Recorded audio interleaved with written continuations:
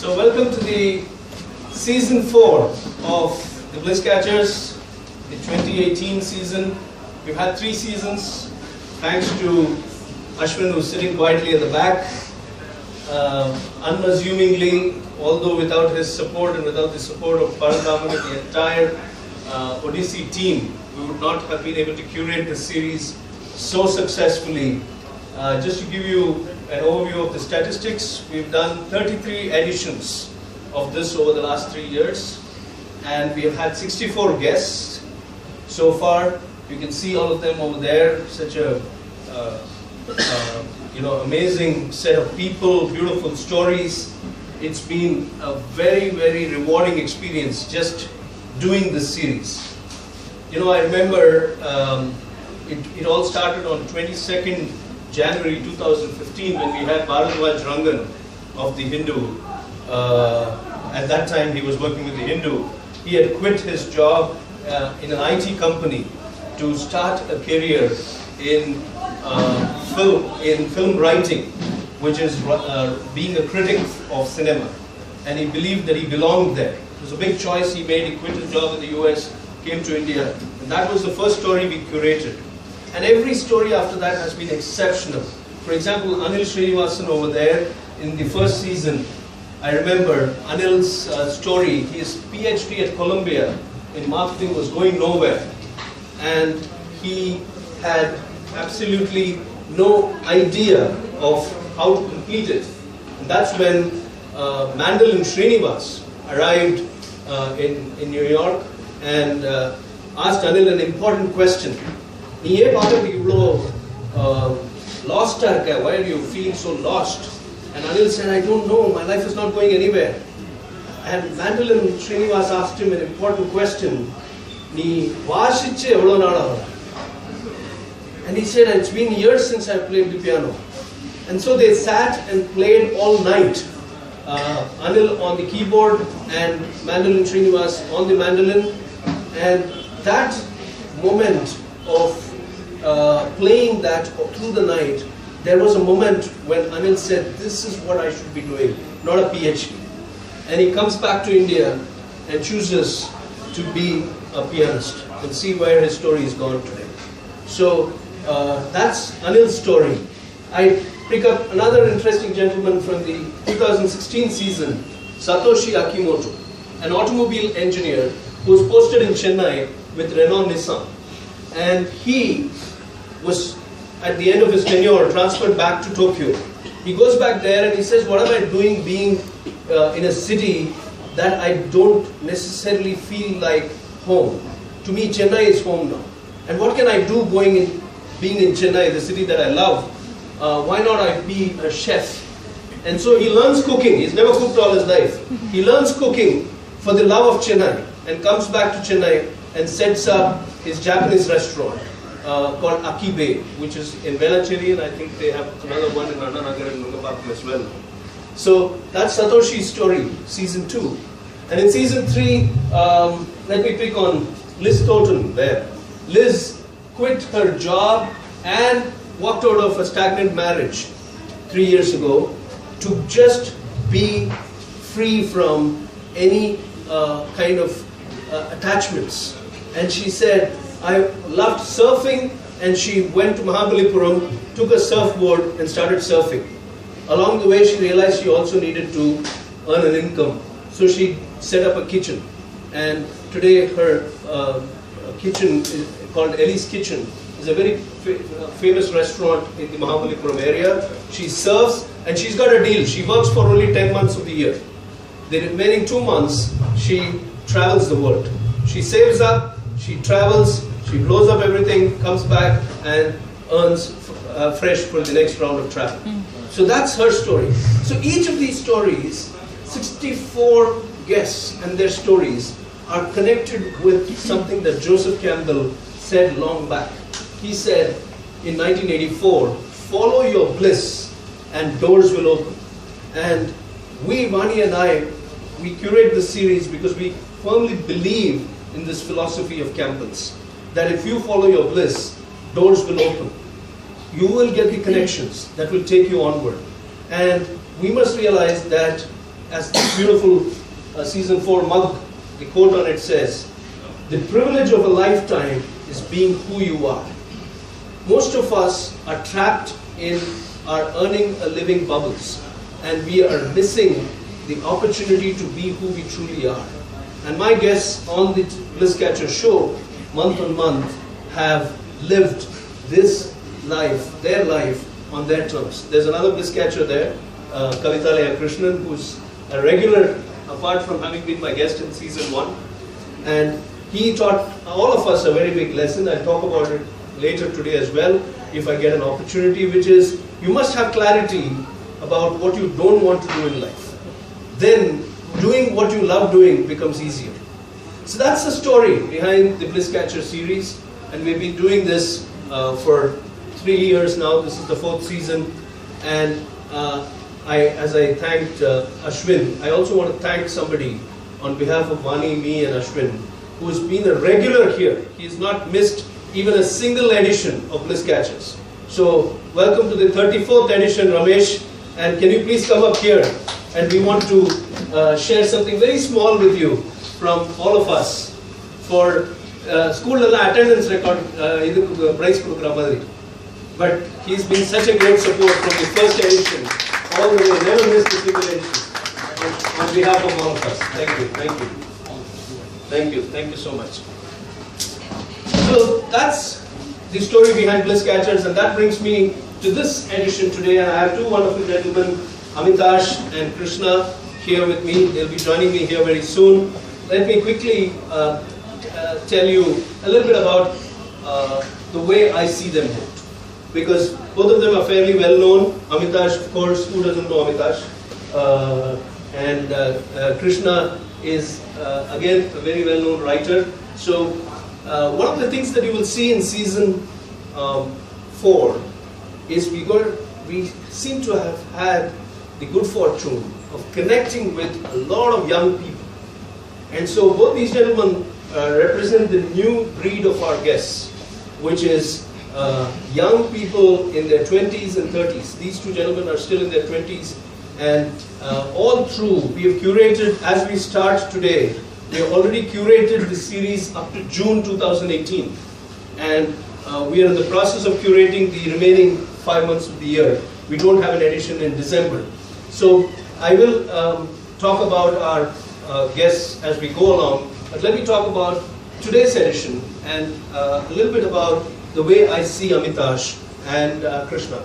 So Amitash and my son went to the same school from class 1 to class 12.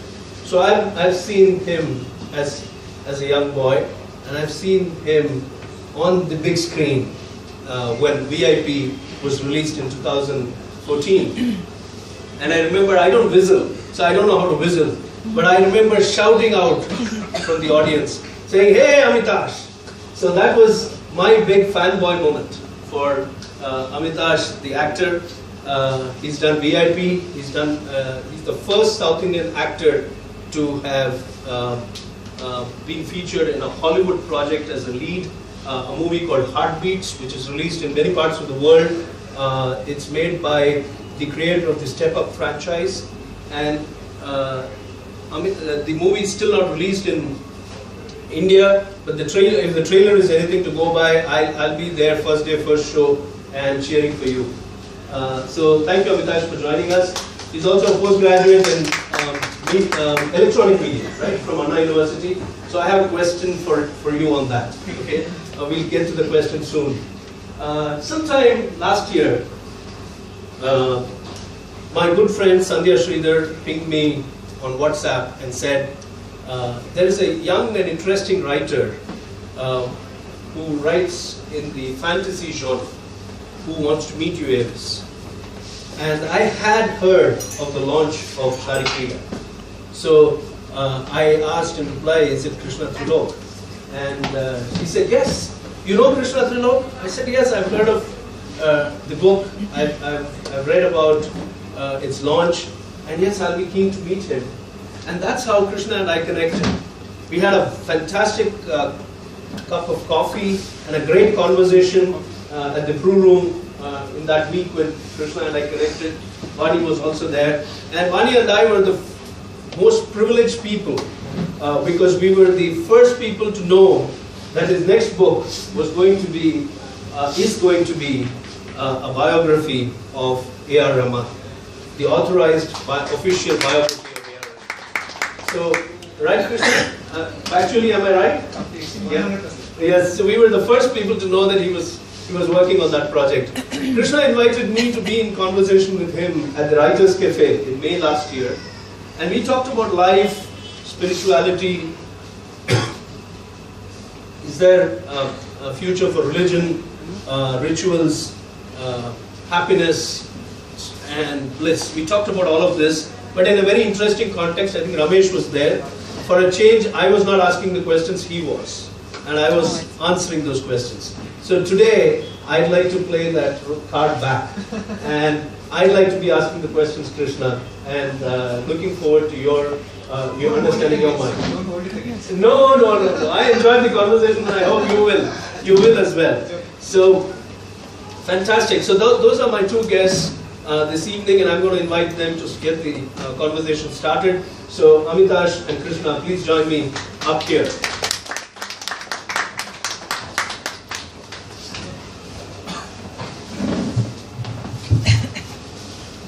There you go.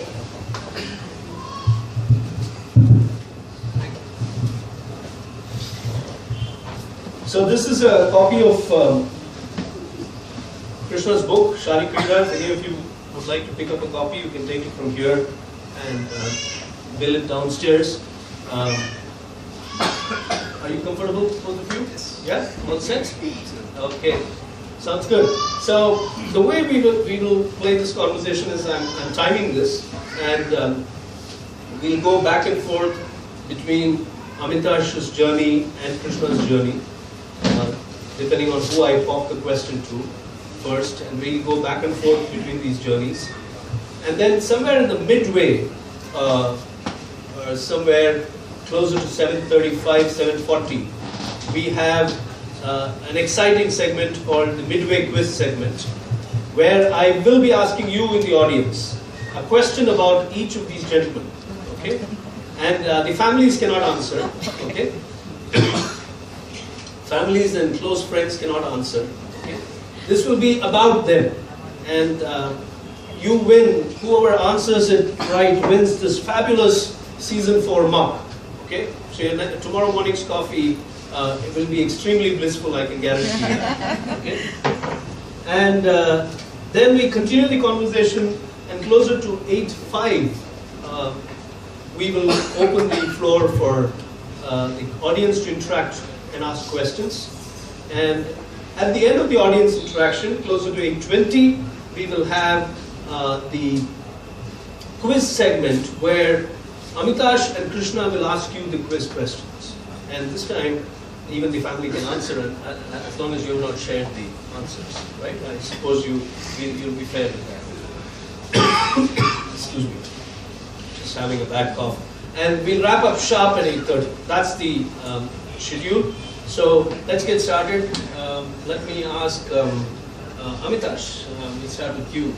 The first question, and the question is really: I know you as a child. I know you were part of Little Theatre, but then somewhere after school, when Ash went away to the US, we kind of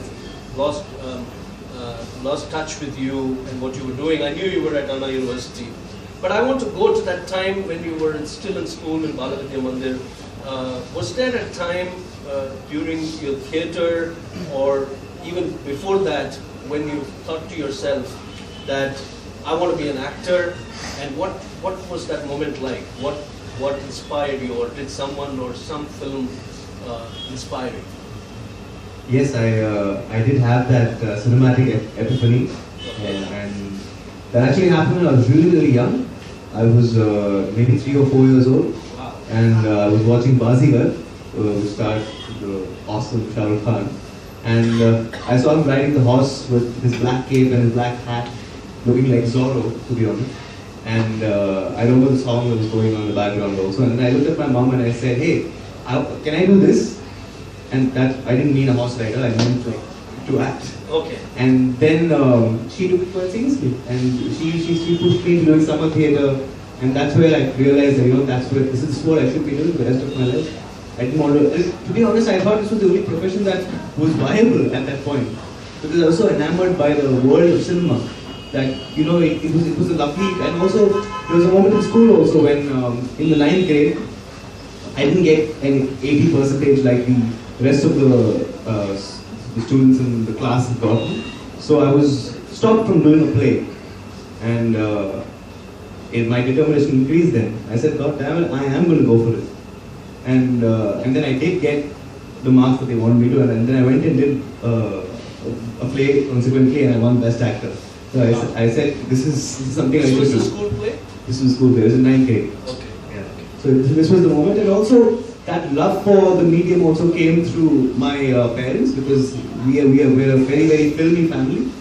So I keep telling my friends that I'm lucky to be born in an era where we've seen the transition from VHS to Netflix. Right. I think that's a lovely transition, and I was born at the right time, in the 90s, in 1990 to be precise, and I felt that was an amazing moment and time to be born in for an actor. And so, if you were enamored by Shah Rukh Khan and his screen presence and followed that dream of yours, how did you keep it going? Many people at some point will either listen to what society says or question their own abilities. Did any of that happen to you? You see, the world around us is running in the direction of which job can I get, how much salary can I get, and all of that. But how did you sustain your focus on being an actor? Were there other inspirations? Yes, sir. Absolutely. I watched a lot of films, which is something that I advocate to everyone, because, you know, that's a way, that's a medium for an actor or any creative person involved, rather interested by this business, can empower themselves with. Right. Then I also went on to theatre, a lot of theatre. I've directed 5 plays. I started my college theatre group. I went to acting school. So I've done, I think, the academic study of what goes into being an actor without being anything close to an academic at school. That's a beautiful answer. So, how did you manage to first convince yourself that you don't necessarily need to walk the beaten path? Okay, and was there any convincing required with Veena and Girish back home, your parents, in terms of the line that you were choosing? How was it from a family point of view? Well, I personally didn't need any convincing at all myself, because I knew that that's what I wanted to do, and I was so taken in by the world of cinema. I was enamored, literally. You know, that was my first love, and I fell head over heels in love with it, and I couldn't stop thinking about it. In fact, my father used to stop me from buying filmfare magazines when I was in school, because he believed that would take away from my academic focus. It did in all ways possible. It did take away from my focus, but I'm really glad it did. And as much I like to talk a lot of cinema at home, even now 90% of our conversations revolve around cinema. And when I did that back then, my father used to say, why are you always talking about films? But you know, they were always unbelievably supportive. You know, if I had to do a play and you know, they could find in the morning to help me, they would be there. They would come and help out with the tech rehearsals. They would come and help out with props, with costumes. They've done everything, woken up and done all sorts of crazy things. And I'm so grateful to them for the support they've given me, because they never once stopped and said, do you think you could also possibly do this? They let me choose, they let me decide, and I'm so glad that they have, because it's my process and my journey, not anybody else's. Beautiful. Can we give Veena and Girish a big round of applause? I think an amazing set of parents. I wish all parents take a cue there. Yeah, I keep telling them they should write a handbook on how to parent. Very true, very true. That's a consideration.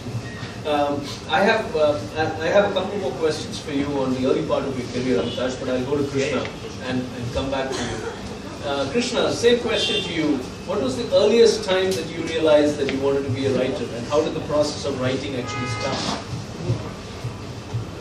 As long as I can remember, I think I was in love with the notion of stories. Now, by stories I mean not just books, I mean movies, I mean songs, I mean poems, I mean personal accounts of people, everything. I love stories. So I think that started because my mother, she was an avid reader. She used to have tons of books lying around the house, and she would always be engrossed in them. And when I was really small, you want your mother's attention, and I always used to wonder, okay, why does she have her nose in these books and not paying attention to me? I mean, like, what's so engrossing about these books over here? And I, like, even before I could really read, I used to like stare at the pages trying to make sense of them. And eventually I did learn to read, and I loved it more and more and more. Then films, I loved films, and I was surrounded by some fantastic storytellers at home. My grandmother, for one, she was a fantastic storyteller. My driver was a fantastic storyteller. When I was coming back from school, every day he would tell me a different story, and it was episodical. Like every day's story would lead to the next one. It was sort of like Arabian Nights or something like that. So it was fantastic. So a lot of stories developed that way, and cinema also, of course. I love films, but I think because I was impatient, I wanted to start telling my own stories as soon as possible, as early as 13 in fact.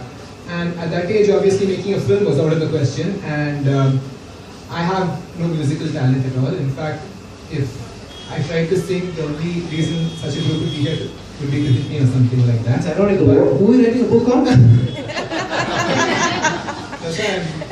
That's why it's a book. So I decided I wanted to start writing, and I wasn't a great student. My teacher, Padmini Miss, is here, she'll probably vouch for that. My English teacher, so probably not also, I don't know. But, so that's how it started. I decided that I wanted to write, I wanted to tell a story in the only way I could, the most accessible way to me, which was writing a book. So it just started. I started one day, started writing on pieces of paper, and it was absolutely unorganized. I had no idea that it was going to be published as a book or anything like that. It was just something I did to escape the reality of school and so on and so forth.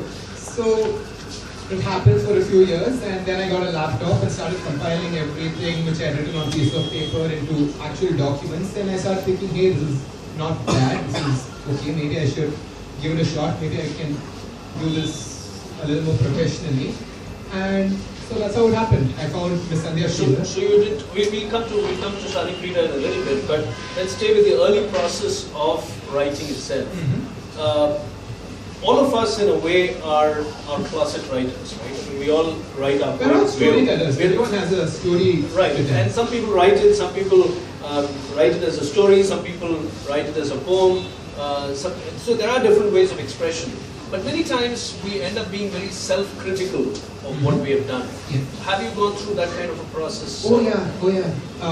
Self-critical, and if anyone says the smallest word of discouragement, making it huge. I mean, like, they could offer a lot of encouragement, that doesn't make as much as an impact on you as just a morsel of discouragement.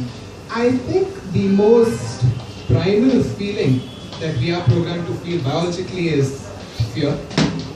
We are, and that's natural. I mean, it's because deer is thought has to fear the lion so that it can survive. It's so that the lion fears the forest fire so that it can survive.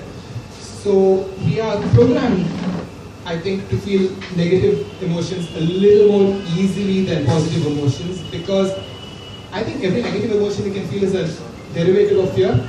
We fear what we are not in control of, so we get angry. We fear that someone has something more than us, so we get jealous. It's all derived from fear. So I think that fear of, am I going to fail at this? Am I good enough? Is this going to go anywhere? And really, what is the future going to be like? The fear of uncertainty can make you really, and of course, fear of your talent, as I mentioned. All these things can really play at you, and writing is a lonely job, so you have all the time in the world to sit and overthink these things and wonder if maybe I should just stop, maybe I shouldn't do it. But I think everybody feels fear, even when they're successful. I mean, I know that for a fact that probably Sachin Tendulkar is going to feel afraid before he goes back each time. I'm sure Amir Khan is going to be worried about the performance of his next film before it releases. I'm not even getting into Sanjay Leela Bhansali's case. All of these people do feel fear. Fear is a very natural part of life. So I don't think there is any point of time where anybody stops feeling fear. There is only the time when you say that you can handle the fear. So how did you, in the specific case of deciding that I have a body of work which can now become a book, okay? That's one stage of your personal, let's say, encounter with your demons, okay? And the second stage, is there a second stage? There must have been a second stage where you decided this was your calling. I want to be a writer, and I don't want to go and do a desk job. Simple enough as knowing, I just love this too much. Wow. I just love this too much. Despite all the fear. Despite all the fear. Okay. So only really love when you love despite fear. I mean, like if it's an easy ride and you love something, it's easy to say I love this when nothing's going wrong. It's only when everyone is telling you there's all reason not to love this and you still love it that you really love it. So I loved it at that point of time. And so it was just the confidence that I love this and it loves me back.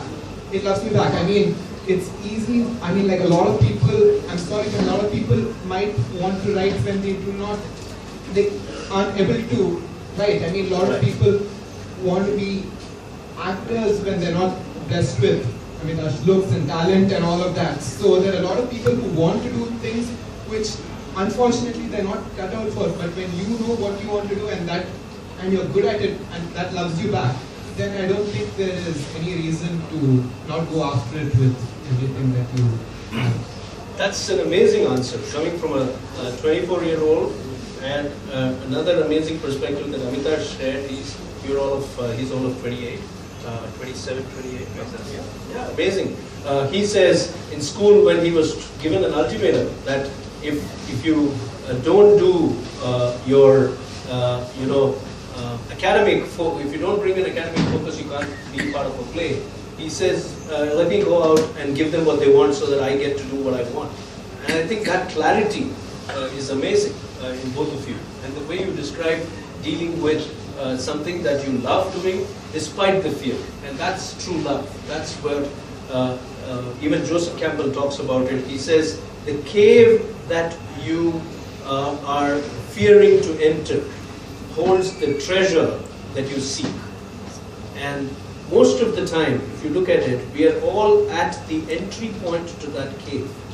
We are standing right there, but we are not stepping in because we fear entering that space.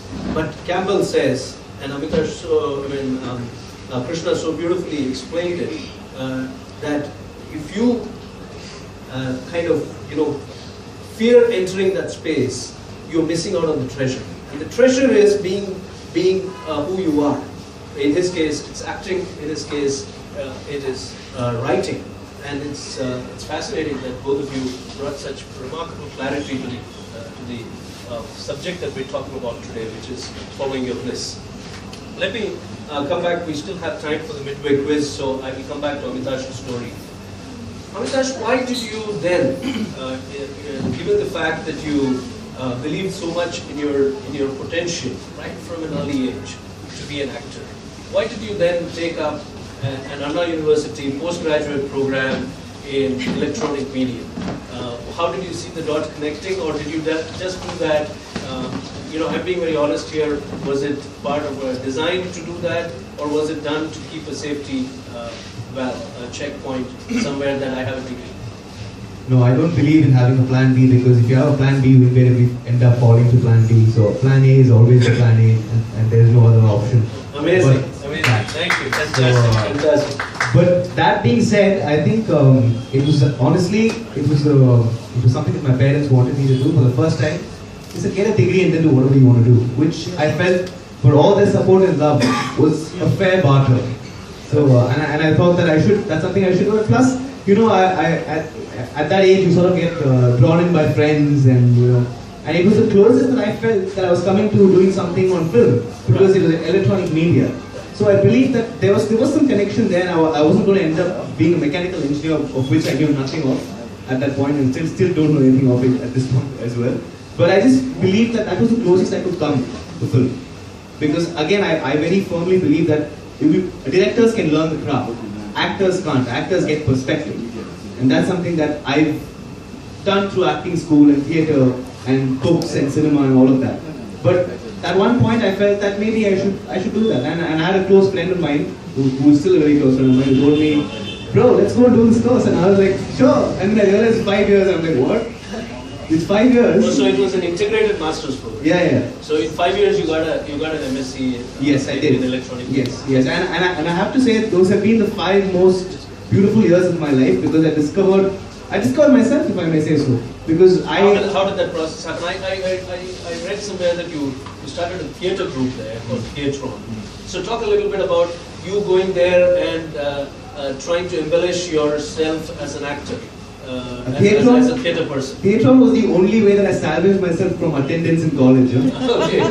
Like every time my attendance issue would be brought up, I would never go to college. Every time my attendance issue would be brought up, I would say I was rehearsing for this play, or okay, I've gotten on duty and stuff like that.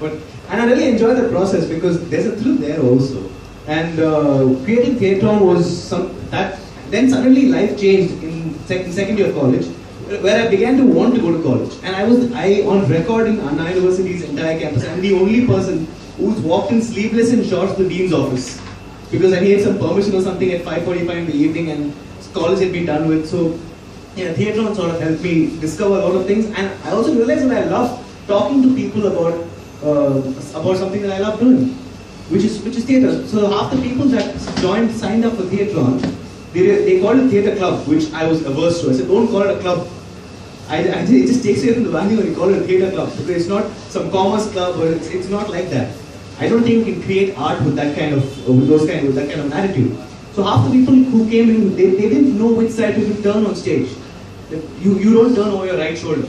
Right. So that's something they didn't know at that point. And I found it really, really sort of empowering for myself and educative to pass that knowledge, a little bit of that knowledge that I had doing 10 years of theatre at that point, to those people. And I felt it was a two-way process. They were learning and I was learning. And that was very beautiful, because and then I saw people growing into lovely, lovely human beings in front, and very open people. They started speaking more, they started expressing more after doing theatre. And I realized that, art is the most powerful tool you can use in your life. This is so beautiful. I was not even sure until I was 35 what I wanted to do in my life. Yeah, I was doing many things, but I was not, building them up in such a way that that I was going to be investing in the process of developing myself. I wasn't doing that. I remember so much. Mr. Dhan was telling me once that you either find your calling or your calling finds you. That's so true. That's and in his case, his calling found him. In my case, I found my calling because I knew what I want to do since I was really young. So yeah, I think that's how it works. Pretty much works. Fantastic. The word he uses the word calling. It's there is a higher purpose to all our creation. First of all, we must consider the blessing that we are created human, and secondly, we must consider the blessing that we are created human with boundless talent in each one of us. Somebody is an actor, somebody is a writer, somebody is a singer, somebody is an artist, somebody is a speaker. We all have residual talent in us, and life has invested that talent in us. And the best way to respond to that talent is to follow your heart.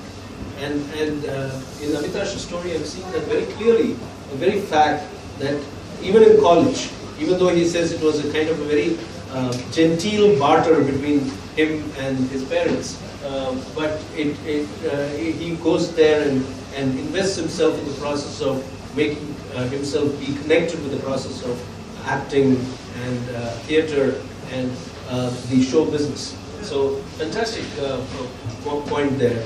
I'm going to come to Krishna. Actually, we'll go for the midway questions now. I'm seeing it's almost 7:35. So we'll take a pause in our conversation and we'll go to the audience with two interesting questions. How many of you have seen, so this is the segment where you win the mouse, okay?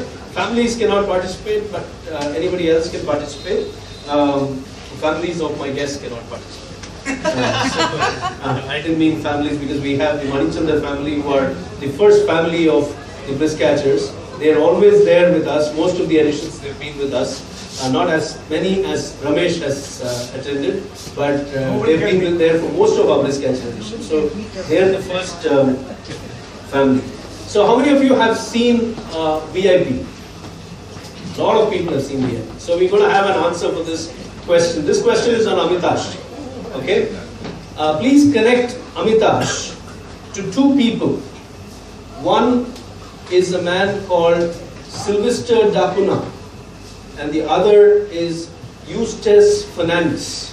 If you've seen VIP, this should be a sitter. Think of what he's called in VIP and you'll get the answer to this one. Sylvester Dacuna and Eustace Fernandez. There. No. Yeah, you're somewhere close. You're somewhere close. Ad agency for Amul. Yes. But what? Yes, Radha, you are right. You have the answer almost. I may still give you the mug if I don't get the right answer. They are the ad agency for Amul, but what did they do?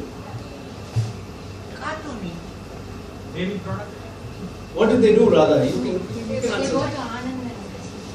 No, I think in one of the dialogues, Darush says Amul baby kind of. Correct. So that's the connection. That's the connection. But I'll still give it to Radha because he got 80% of the answer right. So Radha, please win our first. Please come and receive our first Bliss Catcher mug for the season. Amitash. Not fair, it's like my family only doesn't know. No, but it was not a question that he knew was coming his way. Let me now give you the full answer. Yes, Ramesh is right. In the film VIP, Amitash is called Amul Baby by Dhanush, and Sylvester Dacuna and Eustace Fernandez are the people that created the famous Amul mascot, the Amul Baby, the little girl. So that was in 1967. So it's 50 years. So that's the first question. Okay. Now let's go to the second question. Okay. You all know that Krishna has done two books. One is out, which is Shari Krida. The other one is A.R. Rahman's official biography. Okay. So please connect Krishna with these two people. It's a sitter. Anybody should be able to get it. And the two people are Nasreen Muni Kabir and Kamini Mathai. Nasreen Muni Kabir has also written a book on A.R. Rahman. And Kamini Mathai, name is familiar. Okay, you're also almost like Radha, you're there in the answer. Yes. We will give it to Mr. Madhu. We will give it to Mr. Madhu. So, Mr. Madhu, we will give it to Mr. Madhu. Yes, both of them are previous biographers of A.R. Rahman. So, both of them have written biographies of A.R. Rahman. Nasreen Muni Kabir and Kamini Mathai have written biographies of A.R. Rahman. So that brings us to the end of the midway quiz segment, and we are back with the conversation. Thank you, audience, for participating. There are more mugs coming your way. Two more questions. This time, the questions will come from Amitash and from Krishna. Okay. So back to Krishna. Krishna, tell me a little bit about what is Shari Krida, and why did you decide to launch your first effort at writing? Why did you try to launch it in the space of fiction and fantasy fiction? As I said, I started out writing because I wanted to tell stories, and stories by default limit you to the creative and the fiction space. I mean, it wasn't my first foray in writing, because while I was in college, I was working with the New Indian Express as a freelance journalist in my second year, and I was writing, and I knew how to start, get pieces from start to finish. But yes, this was my first, I would say, full-length work. And because it started out as the need to tell a story, it came as the need to express something which wasn't there to a phenomenal degree. I mean, I didn't even want to do a murder mystery. I didn't want to do a love story. I didn't want to do anything like that. I wanted to really go wild. And I was a big fan of The Lord of the Rings. I was a big fan of Narnia. I was a big fan of all those things. And I figured I wanted to do something like that. I wanted to create a world from the keel up and people it with my own characters. I really wanted. I was a bit, into about going all out when it came to creating.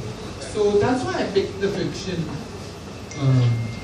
genre, because it was what inspired me to begin with, and also because it gave me unlimited imagination. I wasn't even bound to a city or a name or anything along those lines. So that's how that came about. And it was, to talk about the book itself, I wanted to stay, it wasn't Indian. I mean, now it's an Indian fantasy. As anyone who reads it will see, it's set in a very Indian setting. When I first started out, it was a very European, very medieval European, very Lord of the Rings-esque kind of setting, and no publisher was willing to touch that. They were like, from an Indian author, why would we want European writing? And I decided, okay, let me take this as a challenge rather than a problem. And what I'm going to do is, rather than focusing on the mythological aspect, which a lot of Indian fantasy writing tends to focus on, it could be Meluva, it could be any of the other TRILOK and all of that, which I love, I absolutely love it, but I was saying, can I not do something a little more unusual? Can I not go into the zone of creating something from scratch, a world from scratch, but influence it rather than in a European setting like Game of Thrones? Can I not influence it in a medieval Indian setting? So that's how that came about. Really. So you dealt with rejection in the first phase and came up with an offering that you felt would work with the publisher. Yes. Right? Yeah. So I wouldn't say it was more like, I wouldn't say that it was, I think it actually made it better. I think, in fact... You used it constructively. Yes. You used the feedback constructively. I think so. I think definitely sometimes if you're caught up in your own world, you tend to become a little myopic when you're thinking. You do tend to think there's absolutely nothing wrong with this, because you've been invested in it for so long and you've given it so much love. You're just absolutely closed off to what another person thinks, especially someone like me who was writing alone for so long without telling anybody. Really, there was no feedback at all. So I think it was great that feedback came, and it was feedback that allowed me to create something that was even more different than what I originally set out to do. That's good. How did you, what kind of conversations did you have back at home about your choice to take up a full-time writer role, as opposed to what people would normally do? Your parents run a very successful film company, they're filmmakers. So how did you deal with that? Possibly an expectation you had, or possibly in terms of going and taking up an IT job or an MNC job, or any of those real-world temptations that exist there. How did you deal with them in coming to this decision to be a writer? My parents, the cool thing with them was, because as you said, they are filmmakers, they do come from the creative background, they could relate completely to, me wanting to do something along the creative lines. They were cool with that. But at the same time, because they are my parents and they do want what's best for me, and they do know that creative space is an uncertain space, they were also like, listen, let's go 50%, much like what Amitash's parents did, let's go 50% over here. They were like, yes, we will let you write. If that takes off, great. But until it does take off, you're going to have to do something which is going to make sure that by some chance, if it doesn't take off, you're going to be okay. So I did my BCom in Loyola. I did my BCom for 3 years. I did my undergraduate, finished that. And as soon as that happened, my book came out, and it proved to be successful. And what happened after that I was giving very serious thought, even after that, to probably go to a master's and then, do creative writing, or maybe even non-creative writing and get into journalism or writing for magazines or something like that. But then, of course, the second book happened. We'll come to that a little later, but that happened. So I think it was about being realistic without it infringing on your dreams in any way. I think they said, you do whatever you want, we're not going to stop you, and they supported me in 100 different ways which I cannot begin to list, starting from giving feedback to what I was writing, to they know what it's like when you have a day when the flow is just not coming, to just it's going to be okay. It's not going to be like this every day. So they've been there all through the always process. been there. And my mother, I've said this before, is my harshest critic. Sometimes it's difficult to maybe take that kind of criticism, but I know that it's always. She means well. And not only that, I think you need someone who can do that so that it can Ground you. It can temper you down. Yes, You can't have. On that note, we need to give Sharda and TRILOK a big round of applause. They're really proud parents here, and they've, again another amazing set of parents who have supported the process. Now, in both these stories, Amitash's story and Krishna's story, when it comes to the parents, it's about having conversations with them. And I think the idea of going out and doing what you believe in doing in a family context starts primarily in terms of how well can you have a conversation, how meaningful can that conversation be, and how the parents can give perspective and yet not infringe on that dream. Because unless people walk a different path, they're not going to get anywhere. So you must not come in the way of their creativity, of their dream, and yet temper it with reality. So I think that balance was seen pretty much in Amitash's story and in Krishna's stories. Thank you so much for sharing that, Krishna and Amitash. Coming back to Amitash, so you did VIP first in 2014, and then Heartbeats came out in 2017. So I want to talk a little bit about that time when cinema being a villain, right? And then you get this amazing break to work in a Hollywood production. So talk to us a little bit about both these breaks and what they taught you about yourself. The first opportunity actually came at a time when it really helped boost my morale, because I had done the usual rounds. I had met producers, I had met directors, but then they would meet me out of respect for a contact, for an intermediary contact or something of that sort, but you never go past that.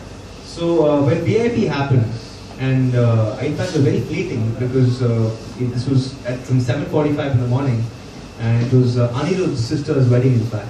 And we were all in our waist and shirts, and he comes up and he asks another friend, common friend, whether I'll play the antagonist in VIP. I knew there was a film called VIP because 3 days prior to that I'd heard the soundtrack at Anirudh's studio. So I thought the song was rock, was a new genre in Tamil music, with rock and all of that coming in. And then I never thought even in my wildest dreams that anybody would ever offer me an antagonist role. Because I've never thought like that. In fact, I've seen all actors saying that, they would love to do the role of an antagonist because it offers so much, there's so much scope for it, there's that grey element which is either it's not white or black, it's just there, and there's scope to explore yourself. But I never thought that. I always wanted to be a leading man. I always wanted to be Shah Rukh Khan, put my hands out this way. Okay. So when he offered me something as strange as that, I felt like I was on completely unknown territory. The next day we met at a hotel, and he had lunch with me, and he said, and I honestly told him, I said, sir, I don't see myself playing an antagonist, though I'm hugely honored by this invitation. I don't feel that I can do that, and somehow I don't know, I'm not confident about doing it. And then he said just one dialogue, which sort of put my fears at bay. He said, if I may say respectfully, that my father-in-law also started off playing an antagonist. So you can see where he is today. So I was like, cool, I'll do it. That's how. Because I'm a huge Rajnikant fan. So that was the right analogy to use with me. And once he said it, I was in. Because it was also very special because Anirudh was part of the project as well, and another friend, Rishikesh, who played Dhanush's brother in the film, he was also part of the project. So it felt like a family film. It felt like the right place to start. And that process, I learned that no matter how confident you are, no matter how trained you think you are, for the first time when you go in front of that big black box, which is the camera, in Hindi there's a bhakti. So I was very, very nervous. And I really thought I wouldn't be, because I was so, I'd done theatre, I'd done acting school, I directed plays, I felt like I was the right man for the job and there's nobody better than me. But then when I went there, I realized that, hey, that's not the case. You actually need to figure this out. That's when the process started. That's when I started. After that, even on days that I didn't have shoot, I went to the sets of VIP and I was watching people act. I was watching, Dhanush is very good with the camera. He's amazing at picking these small nuances. He's brilliant. So I was watching him, I was watching Vivek, I was watching all the actors perform. Because that really, once I started going from the camera, I started realizing angles, I started realizing how to take light, I started understanding how to, put forth my personality on screen. Because how you express yourself is, and I mean metaphorically also, not just literally express yourself, but metaphorically express yourself. That's also really important. So I learned that from VIP. And then my ego was just squashed. And I'm so glad that it happened, because there was this shot where I was acting with Dhanush, and it was that lengthy dialogue he gives in the film when he speaks for 2 minutes, I think. Right. And this was, we were shooting at a slum boat project at Chemanjiri. And 500 people were watching us perform. That was the most nerve-wracking incident of my life. I was sweating, I was messing up my dialogues, and like, I would do silly things like, nervous hand gestures or nervous eyebrow twitches, which I didn't realize would translate onto the screen. Because when you're watching it from outside, you never realize that these things actually matter. It's when you're in that, you actually realize, oh, like there's so much I didn't know. And from then onwards, I realized that the more you grow, the lesser you go your head and realize that there's so much more to learn, even at the topmost point. And so this deserves a round of applause. This is amazing. So I want to pause you here. We'll got heartbeats in just a moment. But I want to pause you here very quickly to ask you a very, very important question. At the time when you were doing your rounds and you had no film offering, and then VIP happened. So I'm talking about that space when you're dealing with people being nice but not really giving you a break. Okay? So let's say, and call it when you're dealing with a lot of rejection. Okay? At any time, did you at all think that you want to go back and do something else? How many years was this? Was this soon after college that you were doing the rounds? And did you at all feel despondent? Did you go home and tell Mama and Papa that, it is not working out for me? Did you ever feel like giving up? Yes, I did. Every day, every time I went to a producer's office and I saw in his eyes that he was not going to give me a shot, and I knew it then and there in the office, but I couldn't say anything. So I would walk out, and my father would actually come with me every year, which is unbelievably kind of him. I think that even now when I speak about it, it gives me goosebumps, because he's always come with me for meetings, and he's always trying to set meetings up for me, and in that sense that I've had that, complete support from him. So when I came back and told them that am I even good? Because if I was good, then because at that point you're also thinking spiritually. You're also thinking that I'm sending energies out into the universe, and I'm doing my best. Why am I not being rewarded with it? But then I keep telling my parents, I think I have some sort of positive bipolarity. I always feel like I can't be in a bad mood for more than 15 minutes. I can't sulk for more than 15 minutes. So that the moment those 15 minutes are over, I think I'm back to believing in myself, believing that I'm possibly the best person there is for this job. And that's when, again, that process happened before VIP and after VIP as well, which is really interesting that happened after VIP, but it did. And I'm really glad it did, because as much as it sounds cliche, I can tell you that there's nothing that teaches you more in life than rejection and failure. That shows you really that and also there's only one way after that but up. And that point when you feel like you're rejected, when you feel like you're a failure, that point really is your driving force. I love it. That feeling, I love it. Even today, if it's an audition or a meeting and I know that there's sort of chasm between me and the person sitting opposite me, I love the fact that I have so much more to go and I can push that extra barrier the next time I go. In fact, I recently did an audition and I came back and I called the casting director again and said, can I do this again? Because I really feel like I could do better. That process of discovery is something that I feel is the best, the most exhilarating high you can possibly get. That's what this process has taught you. Absolutely. That's what it's taught you. And it's taught you this lesson so early, that the biggest teacher is the failure. I think many of us struggle with it when we are hit with it a long time later. You know, I was hit with it in in my late 30s, and it was such a difficult time because the whole world, society is calling you a failure, people are rejecting you, and you don't know how to handle it. But you learned that lesson pretty early. That's a blessing. Thank you. I want to talk a little bit about heartbeats very quickly, and then I want to move to Krishna. So, in terms of the two schools of filmmaking, one is the Tamil audience and one is a Hollywood production.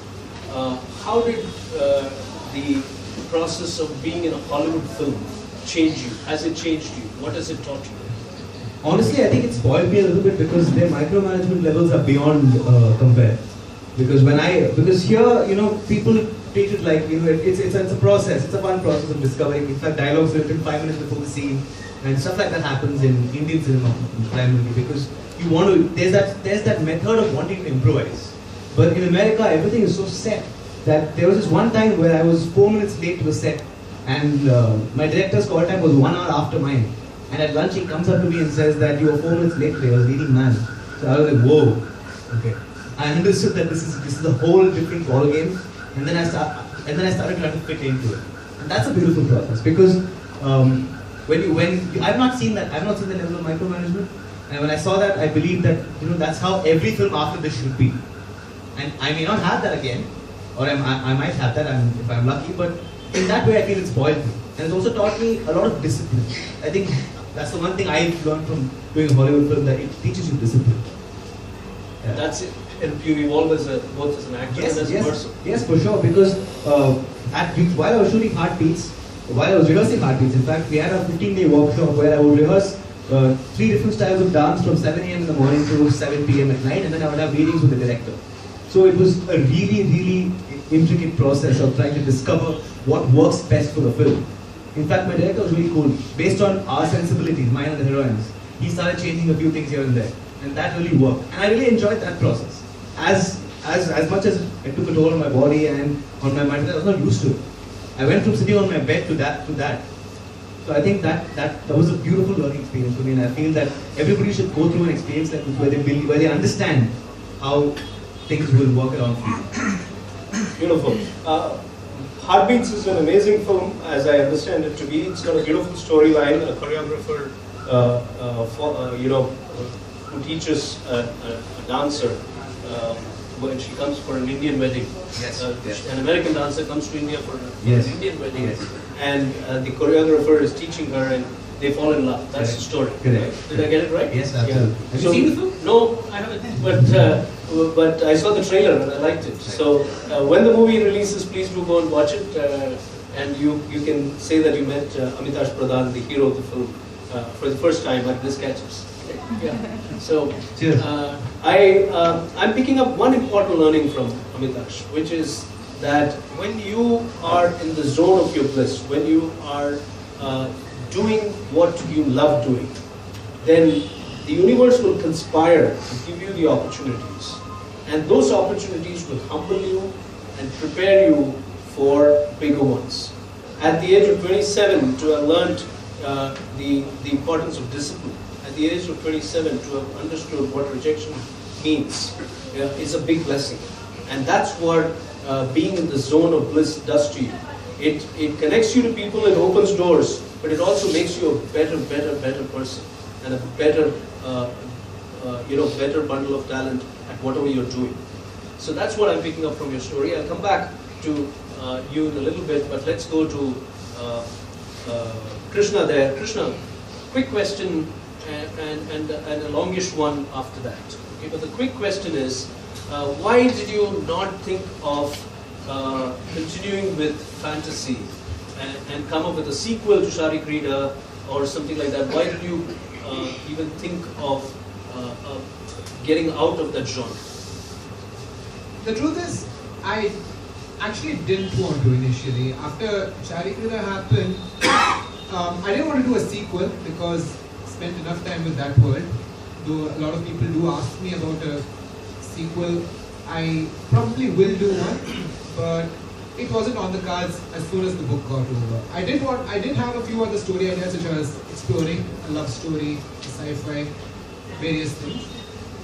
But then what happened was, Mr. Rahman had tweeted about my book when it released and wishing me all the best, so on and so forth. And right now he is at a turning point in his life. He is moving into movie making. He's becoming a lot more than just a man of music. And I just thought, okay, fine. I've told this kind of a tale before. Why not now jump the other end of the bandwagon, try to do something completely different and tell a man whose story is actually in a lot of ways more interesting than fiction. I thought this is such a fascinating man. He is going into a new very fascinating zone. And I think all of us in our lives constantly are faced with turning points. I also wanted this man's take on what it is to keep transforming, deal with various issues. Not just for myself, but for the world at large. So I just fired off an email randomly. I didn't even expect a reply really, with a concept note saying, let's do a biography, not in the classical sense, but almost like the movie Slumdog Millionaire. It's going to focus on future and past, keep intercutting. And where he's going, where he was, and what happened in between, which is where I think the magic of people lie. Because, see, the people we look up to the most are people who have gone through struggle and come up through that struggle. We don't look at the children of royalty or, you know, a very wealthy family's son and say, we might at most say, oh, that's a life I kind of envy, but you never say, I want to be like them. You want to be like a Mr. Rahman, you want to be like a Rajnikant, you want to be like these people. These are people who have gone against great adversity and come out of it. So, with that thought in mind, with such a intention, I just fired off a mail to him, and he saw it and he was like, oh, great idea, let's go ahead with this. Wow. And I was like, okay, that was fast. But are you carrying my question is related to your point just now. Are you carrying, aren't you carrying a burden of such a remarkable story on your young shoulders? The burden I say because in a way it was Sharda and TRILOK that introduced Rahman to the opportunity of cinema. Okay? So there is the family connection, and that, you know, you're probably bound to hear this, that it must have been easy opportunity for you to convince Rahman to work, for you to work on his biography. So that's a burden. And secondly, the burden of being the third biographer. You're not the first biographer, yet you are the official biographer. So how are you dealing with this burden? Is it weighing you down? Is it liberating? How is it? How is the emotional space? Actually, the truth is, I had so much fun just writing it that I didn't actually think about it as a burden to begin with, by and large. But there are moments when I do sit and think about the questions that you just asked me, in particular the two questions that you just asked me. Now, the first one, I'll answer it in fast. The first one definitely is, you will have to deal with, oh, it came easy to him. Because, yes, definitely the family connect is there. And I'm not going to lie, I mean, without that family connect, I do not think he would have trusted me. Okay? I'll be very frank with it, because he knows my mother and father very well. He has seen me also through various stages of my life, and he knows that as a family we want nothing but the best. And I think all of those things put together, definitely there was the feeling that he could trust me with this. But then again, as someone told me when I was with him in Bombay, they said, like, listen, other than you, nobody else can do this. Because one, you do write well. And the second, that nobody else is going to give this kind of access to it. So between these two things, I think definitely if anyone asked me, did it come easy to me? My first answer is yes, definitely. Because nobody else, for the reasons I just described, nobody else is going to probably get it as easily as I did. But that said, you need to do justice to the opportunity you've got. You can, the door is open, but to go in there and really explore the room and so on and so forth is up to you.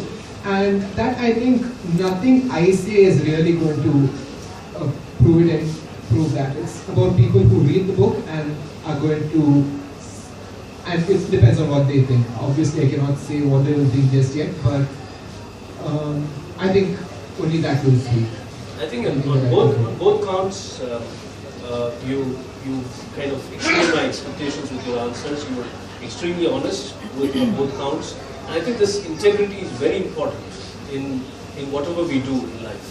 So I'm quite looking forward to that book. I've read Kamini's book, and I know that Rahman had issues with that. Yeah, and to answer the other question about how these two are different, Miss Munikabi's was a collection of conversations which she had with him over various points of time at various events. And Miss Kamini Mathai's was not exactly the official biography in the sense, I think it was more of a collection of journalistic pieces that existed on him already, and also other people connected to him that she spoke to, and it was compiled. I think the documentary approach, which I feel some Indian biographies do have, I did not want to do that. It's not we know this man's life. We don't want to know exactly where he was at what time and what he did. Not just that. We want to know what was he thinking at that time, what kind of a person is he. As I said, I just want people to think that, okay, how did he do this? And if I want to do something, I'm looking up to this man as sort of a guide. Like, that's why we call them stars, right? They are guiding stars. These people did it. I want to do it as well. And you just hope that stuff like this is going to show what it is about a person that made them who they are, rather than just, he did this, he did that, he did this, he did that. This is how he went about this. He had a problem, this is how he handled it. He got an opportunity, this is how he took it. Failure, he handled it like this. Rejection, he handled it like that. Those are the kind of things we want to deal with. So you are actually going into the man, the thinking, the mind, yes, the emotional space yes, of A.R. Rahman. Yes. And not just events in his life and connecting the dots. Yes, yes, we just want to as you've never seen him. And Penguin is your publisher. Penguin, yes. So fantastic. So we're all looking forward to reading that. Thank you. Thank you for that perspective on the book. Now, two very quick questions back to Amitash and to Krishna. Amitash, your question. 7 years plus you've been in this space of being an actor. You've had two remarkable projects, VIP and Hollywood. The Hollywood one, Heartbeats. But at times, do you at all feel that life is slow? Do you feel that others are passing you by and moving faster? How do you deal with those moments of feeling a bit lost? Do you feel lost at all? Oh, of course I do, because cinema, everything is about patience. Any creative occupation or any creative passion, everything is about patience. Because, and like he said, when you look at star kids, or when you look at people who have their life set for them, you don't look and say, I want to be them, right? So, but here, if my life was slow at some point of time, it's going to be faster than anybody else's at some point of time. And I really believe in that. I'm extremely confident that that's how it is going to be. And that belief, it sort of keeps you going. When you wake up every morning and believe that when you have that high of knowing that today is going to be your day, well, it might be your day, it might not be your day. It's just that belief will keep you going for sure. It has for me. Now I wake up every morning telling myself that this is the day, this is the day. And plus I also know that people around me, I believe that it's wonderful that I make my own success. It's wonderful that I do it all on my own, because tomorrow I can maybe tell, very futuristically speaking, I can maybe tell my children that, hey, I did it on my own. I wasn't from a film family. Despite knowing a lot of film friends in the city and in Mumbai, nobody gave me a break from that. Nobody gave me an opportunity because I was somebody's son, or because I was friends with them. That it didn't happen that way. And I'm extremely proud of the fact that it's not like that. I would have hated to have it easy. When I must say, I was telling my mom the other day, we had a long conversation, like you said. We have a lot of conversations in our house. I had this conversation of how, after I signed Heartbeats, I thought I was the next big thing, I thought I would sign, my friends also, they kind of tested me to that fact, because I thought that I was going to sign 15 films and I was going to have 20 brand endorsements. But the thing is, people need to see my film for them to feel that way about me, right? And the fact that I waited 1.5 years for the film to release has been excruciating. But I know I have belief in the fact that we've created something special with that film. So when it comes out, I know that things will fall into place the way I visualize, because I visualize a lot. I make this mental movie in my head which I visualize, and I believe that that's going to manifest in ways that I've not even possibly imagined. It's going to be that beautiful. And that's how I look at it. 3 points, all of them coming from Amitash. Patience. I don't see many young people use the word patience these days. I was a very impatient person myself, so I can see a lot of evolution in you, and I'm very happy that it's come early to you. The other thing is something which he talked about, which is create your own story. And I think Rumi says this very well. I was wondering why Rumi hasn't come to me all evening. Rumi says this so beautifully. Rumi says that don't be satisfied with the stories of others. Let them do what they're doing. Unfold your own myth. And that's what Amitash's point is all about. That if you start looking at the others and saying that somebody's got more than you have, or somebody's got a bigger break that you truly deserve, and you'll be complicating your head. Everyone's story is unique because every design is unique. And that's a revelation for this young man at such a young age. You'll go a long place, my son. You'll go a long way. Thank you. Thanks a lot. Amazing. Krishna, how do you deal with your internal demons? And how do you kind of convince yourself? You said that you have to love what you do and it has to love you back. Now that's a very solitary, personal sense of conviction. But again, as a writer, you are at your desk, you're on your laptop, and you're writing. But there is a lot of action happening around you. How do you keep focus? How do you not get distracted with what other people are doing and what they're making and their breakthroughs, and you still there waiting for each book to come out? Now, as you said, when it comes to seeing what other people are doing, when it seems that they seem to have gone much further ahead in life, or so many cool things are happening to them, and they seem to be living, how shall we say, much more content lives. I'll sum it up like that. I wish with all my heart that I could deal with those dark days with the elegance that Amitash does, which is, keep it for 15 minutes and then you have your mojo back, so on and so forth. I go into a very dark zone sometimes. I'll be honest with you, I go into a very dark zone sometimes because you feel that sometimes you do feel that the train has left you behind.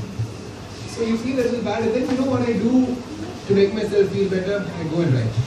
So I'm glad you said that.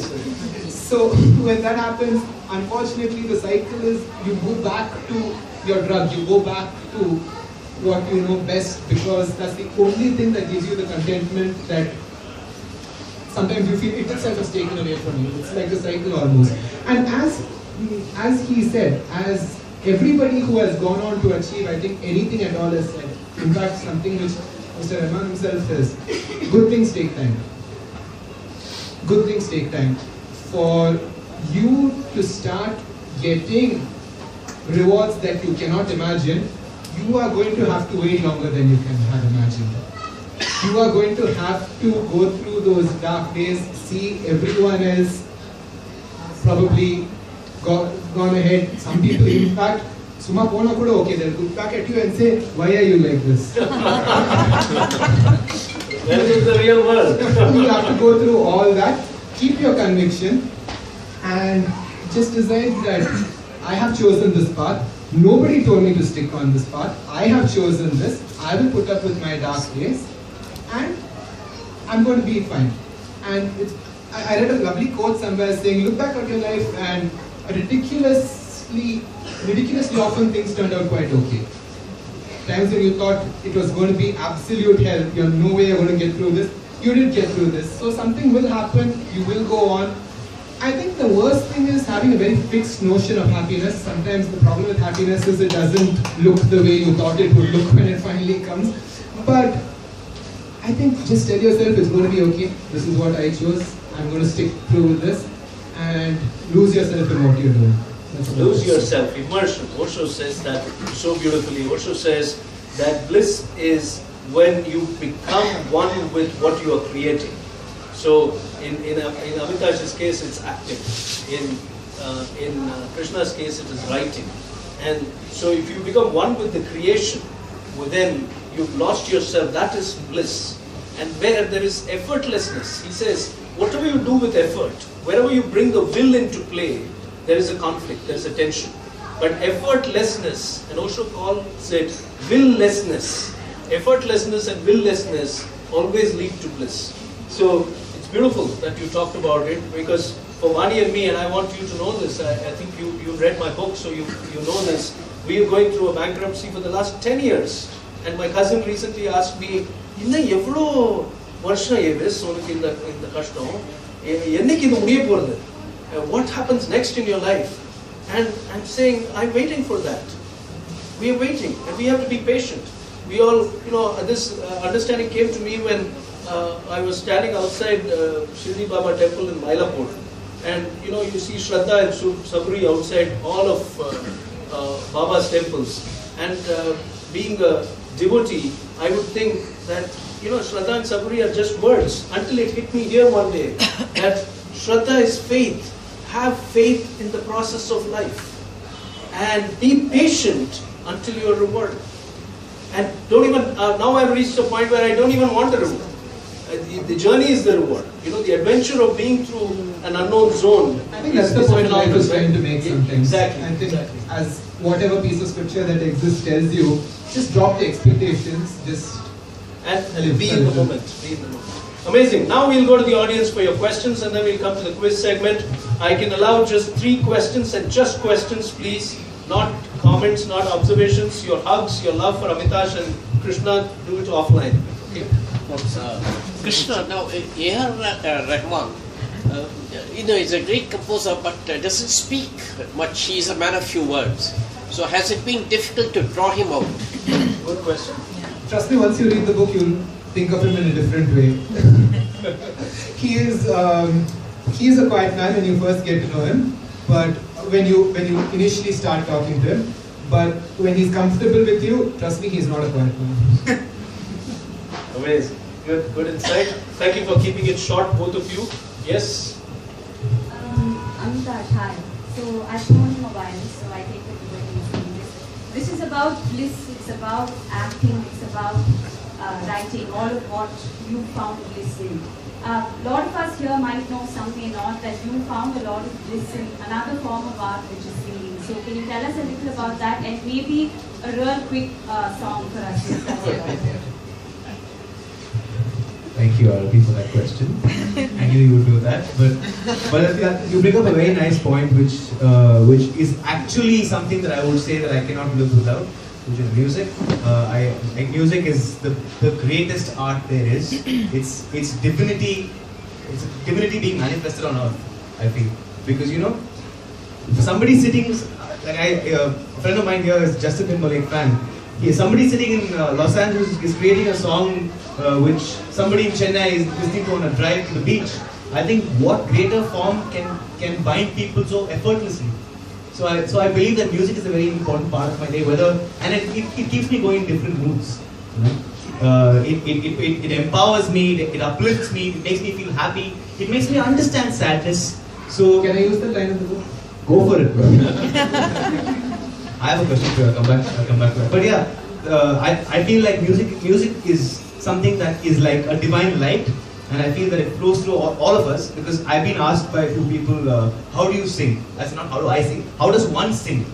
And I mean, you can't really tell a person that it's kind of genetic, right? It is. I mean, some people come up with a bond. Some people really learn and do a great job, but it has to be in your blood. And I'm really blessed and really grateful that it's there in my blood. There's some people who tell me I hate music. RB herself can't listen to songs beyond 7 volumes. So I know that there are people like that also who exist, and I feel that it's beautiful that the diversity is there, because I'd love to have a conversation with a person like that about how music empowers you, about how music affects my life, and how it is we are creating the most beautiful art form there is. Yeah. You want to give in to her request? If he's singing, then we can't take the third question. But no, we'd much rather hear him sing. Yeah? Does anybody have a a really important question. Sing. You want to hear him sing? Yes. Yes. So, very quick one. Cool. Mohammed Rafi. Yeah.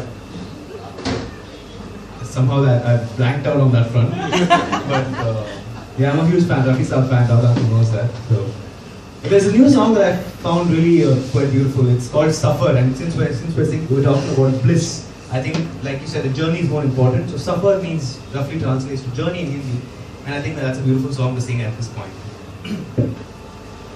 अब न मुझको याद बीता मैं तो लम्हों में जीता चला जा रहा हूँ मैं कहाँ पे जा रहा हूँ कहाँ हूँ इस यकीन से मैं यहाँ हूँ वो भटका सारा ही मेरे गाँव का ही जो रास्ता पुराना जिसे याद आना जरूरी था लेकिन जो रोया मेरे बिन वो एक मेरा हर था पुराना सा डर था मगर अब ना मैं अपने घर का रहा सफर का ही था मैं सफर का रहा इधर का ही हूँ ना उधर का रहा सफर का ही था मैं सफर का रहा मैं रहा Beautiful. The lyrics are very meaningful. Very pertinent to what we are discussing today. Very beautiful. Very quickly, thank you, ladies and gentlemen. We'll now go to the quiz questions, where both Krishna and Amitash will pop their questions, and you win this fabulous mug that's going to make your Sunday come alive with bliss. Okay? So, over to you, Krishna, for your quiz question. Yeah, okay, I'll just ask the question. I thought I'd sing, but then it'll become mass murder scene, so just skip to the question. Bro, recommend me to your patient. I was going to ask you privately, but okay. So the question is, since I'm into literature, I'm going to ask about that. Don't worry, it's a simple enough question. Nothing intense. The highest selling work of literature, I'm not asking what it is. What language do you think it is in? Anybody? Random guess. Hebrew? No. Spanish. Japanese. Who said Spanish? Bala. Bala said Spanish, and he gets the Bliss Catcher mug. Bala is a quiz buff, by the way. He hosts the Odyssey family quiz on Sundays at 10:30 a.m. every Sunday. Not fair. Not fair. So, Bala, please come forward. It's not. No, come forward. Come. Even then, he's a member of the audience right now. He's not the quiz master, so he still gets it.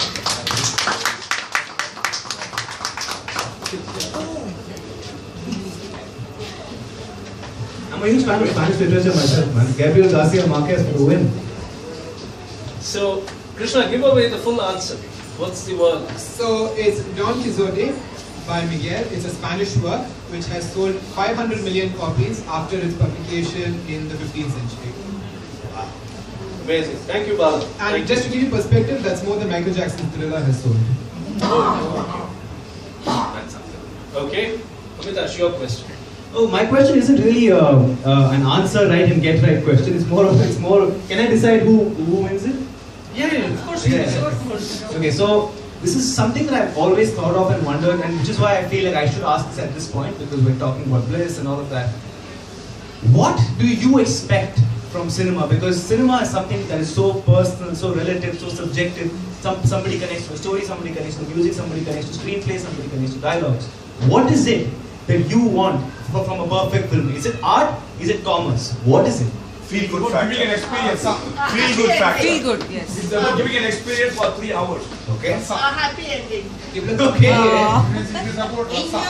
Rasa. Without violence. It's only Without entertainment, and entertainment. So you echo Vidya Balan's sentiments from the very picture. Something you can identify with. Something that's yeah.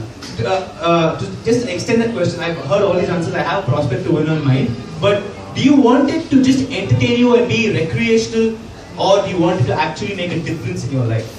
See, this is a movie, like, when you're just going unassuming for a movie, you hear it's good or whatever, and suddenly the character captivates you, and you can just get into the character without expecting you to be like that. And if you, I can see myself in that sometimes. Come on, sir.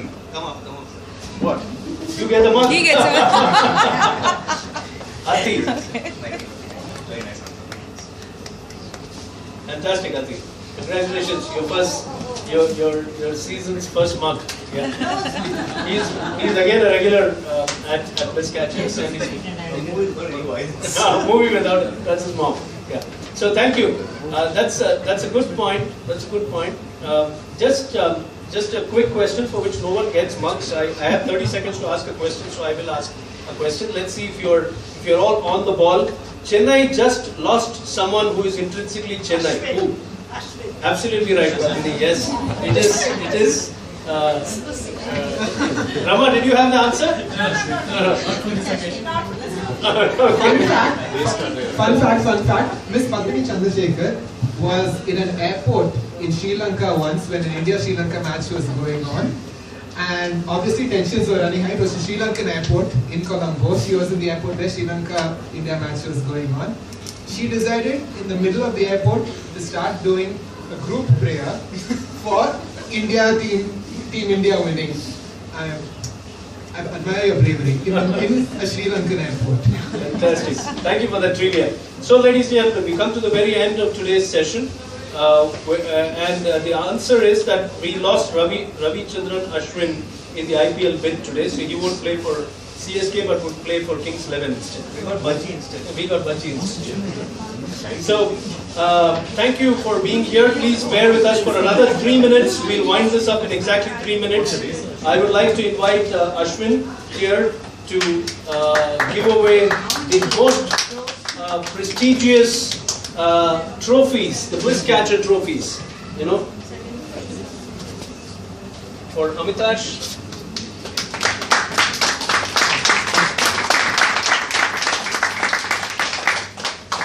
And for Krishna.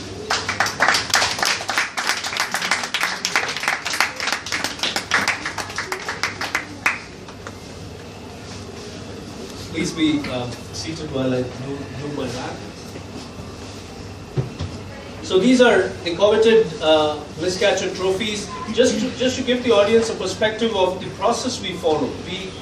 We look at stories. We don't look at the people. We look at their stories, and we look at. For instance, I've known Amitash for as long as I've known my son, and it would be assumed that it's easy to curate an Amitash Paradhan for the BLISS CATCHERS, but it's the depth of his story. So we call him over, we have a conversation with him over a cup of coffee and understand his story. And is he really following his bliss, or is he just following a career? And that's a very important distinction we make when we choose our guests. Krishna, for instance, I had this beautiful conversation at Writers Cafe, and I saw a very deeply reflective young mind on believing in what he's doing. And I did know then that he was writing Rahman's biography, but I didn't ask him any questions that I asked him today. I didn't ask him any questions that day. It was just a data point. It was just a data point. I said, congratulations, that's nice. But today in asking these questions, I retain the spontaneity. I have a Bliss Catcher who's going to be on our show very soon, sitting here, but I won't reveal his name. Okay, keep guessing. So look around you and you'll find a Bliss Catcher sitting somewhere here. And I will never rehearse my questions with my Bliss Catchers. So the process is by itself very spontaneous. There is a lot that goes into this curation. So we met Amitash a few months ago in the lineup for today. So thank you so much for agreeing to be here. I find it only appropriate to close today's session with Rumi again. Rumi says, there is a voice that doesn't use words. Listen to it. It will never lead you astray. And that voice is your inner voice. And he writes later on, he says, the heart always knows the way. Run in that direction. And I've found both Krishna and Amitash's story very, very symbolic of that thought. So on that note, ladies and gentlemen, give them a big round of applause. Opening season 4 of the BLISS CATCHERS. Our next edition is on the last Saturday of February 24. We have Aparna Nagesh, the choreographer, actor, and we have Rajesh Gopalakrishnan, who kicked an MNC banked job and decided to be a food entrepreneur and raise cows in his backyard. Those, we have a very powerful story there from coming in February. So do stay in touch. Please follow us on Facebook. It's called the BLISS CATCHERS. Please read my book, Fall Like a Rose Petal, if you haven't read it already, where I talk a lot about following your bliss and the lessons I learned from all the failure that I faced in life. And do read Shari Krida if you have not read it already. Thank you so much for being here, and see you at next month's edition. Thank you, Amitash. Thank you, Krishna. Lovely having you on my show. Thank you.